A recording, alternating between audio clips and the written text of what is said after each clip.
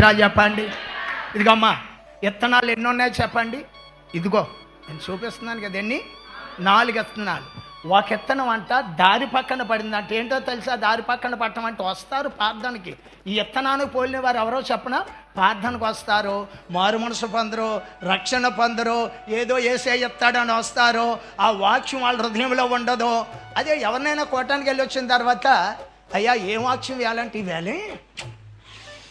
ఈ వేళ బాగానే ఉంది, అదే ఏంటి, ఏ గ్రంథం, ఏ వాక్యం, అది ఇగో బొర్రగెక్కున్నాడంటే మర్చిపోయాడని అర్థం. దేవుడికి స్తోత్రం, హల్లెలూయా. ఆ దారి పక్కన పడ్డ ఎత్తనం అంటే హృదయంలో పడుతుంది. ఈ మనుషులు ఎవరంటే అస్సలు హృదయంలో వాక్యం వేసుకోరు, వెంటనే ఎన్నట్లుగానే మర్చిపోతారు. దేవునికి స్తోత్రాలు చెప్పండి.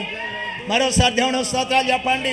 వినాలి కదా, ఇంటే కదా మనకు అభివృద్ధి. దేవునికి స్తోత్రం.